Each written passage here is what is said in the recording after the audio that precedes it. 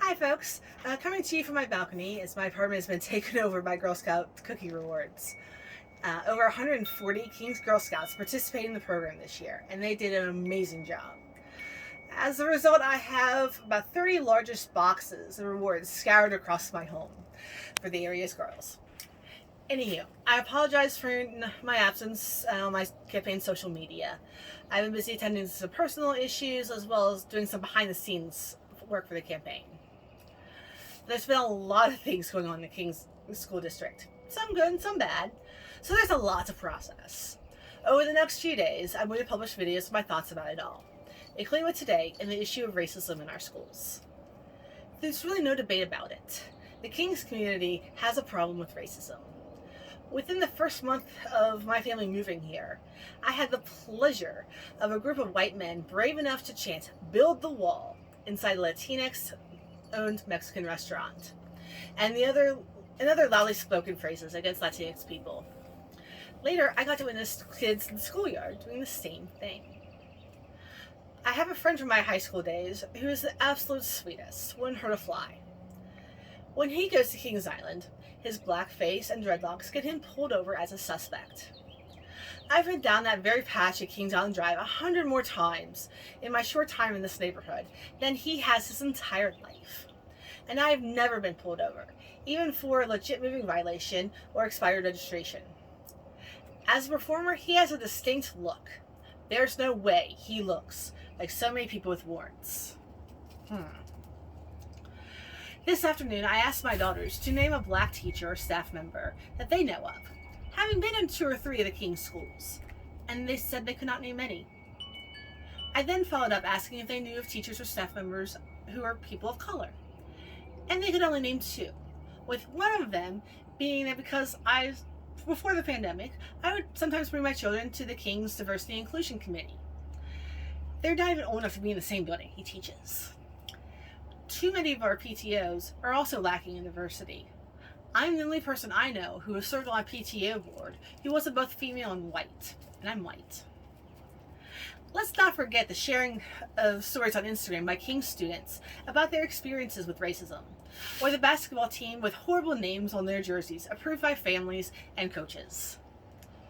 While the Instagram posting and the basketball team were not facilitated by the King's School District, those were King's students and King's families who made those incidents happen. When I asked parents at CIS to identify black-owned businesses within the King's community so I could organize fundraisers for the CIS PTO, the only responses I received were restaurants down in Cincinnati or a black manager at a white-owned restaurant. Nothing that fit the bill. I myself could only name 2 other black-owned businesses in the King's area. Given everything that's happened, I'm not really surprised. I wouldn't want to invest in a community that treated my skin and heritage so poorly. And I commend those who are taking the risk to step up. Folks, we're missing out.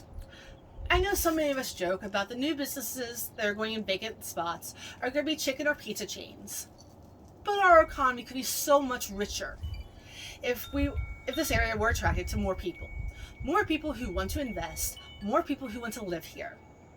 Don't get me wrong. I'm not saying that this is some magical solution to economic concerns, but this is certainly one piece of it. Our students are missing out too. While we all have different roles, schools and families should have one core goal in mind: to prepare our children to be well-rounded and as prepared for life's challenges as they can be. Let me tell you a story. In fact, 2. When I was in 8th grade, I was on a community basketball team. Most of the teams in this league, including mine, were primarily white, if not completely. And that time, really any discussion about racism in white-centric circles was colorblind in nature. I don't see color, love everybody, all that. One game, our refs were black, and one of them told the coach's daughter to tie her shoe. Not loud or mean, but just a gentle, "Hey, don't trip over your shoes," sort of statement. She immediately ran to her dad in tears, yelling about how that black man yelled at her. Her words. She was coddled and allowed to calm down on the bench, and someone went in her place. Later at NKU, I came across so many white students who would never talk to a black person. Heck, the KKK could pass out flyers in some of their high schools and recruit members. Too many of these students were either afraid to approach or include black students, or wrote them off as the stereotypes they were taught, glaring at them in the cafeteria. This was barely 20 years ago, folks. I hope that every single student in both those cases were able to work through their biases. Is this really how we want to prepare our children? Do we really want our kids afraid or hating another person because of their skin color? To the point of being unable to play a game or eat lunch? What would happen if a more critical issue came up? I, for one, don't want our children growing up being unable to function around people of different races.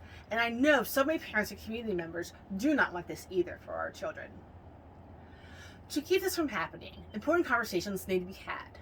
Valuable lessons need to be taught from day one in preschool. It is pretty clear between the incidents I cited before and the vitriol against Black Lives Matter and assignments for stamps in the classroom, too many students are not having those conversations at home. And frankly, I'm afraid about how many of those students are having conversations to the contrary. While I've not read Stamped myself, I'm waiting for my copy to arrive, I've read books along those lines. Between the World and Me by Ta-Nehisi Coates, for instance. And I understand some of those concepts may be hard to swallow. Silencing those bad feelings over the centuries has not worked in solving racial problems. It has only allowed them to continue. To my white neighbors with white children, I know those feelings are difficult, but imagine how hard it is to live with the effects of racism. To have to worry about, being pulled over, to worry about going to the store, about walking home from work, about sleeping in your home because of the color of your skin. In regards to our students of color, they have a right to a quality education. Studies over and over indicate that students and employees do better and learn more when they feel safe and included, and done so genuinely, not out of fear of consequences. While the school district is limited as to what can be done from outside sources, children learn well before preschool age about racial differences, and can learn incorrect attributions of people of different races, whether it's from toys to Disney movies, etc. The school district can take measures to make those children feel good about going to school. They deserve to see their history, their art, their music, their theater, their culture, their image shown in an accurate and respectful manner. Not summed up to a few units on ancient Egypt, early American slavery, and Martin Luther King, or disrespectfully covered in Thanksgiving with falsehoods about white friendliness toward Native Americans, as the sacred headdresses are mocked with construction paper headbands. Too much of our curriculum is white-centric and whitewashed, and that needs to change. Additionally, our students of color should not be burdened with the emotional labor educating our white students about race. That's why we train, pay, and charge adults with the task of educating all of our students. King students are bright, King students are insightful, King students can most certainly handle these difficult conversations. They only need to be given to the challenge, and indeed they can rise to it.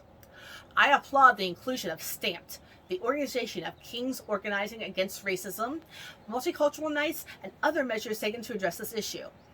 With your support this year campaigning and with your vote this November, as a school board member, I will encourage the schools to keep this going by improving the curriculum, attracting more diverse applicants and volunteers, and supporting our current teachers and staff in being aware of how to better address racial issues at the schools.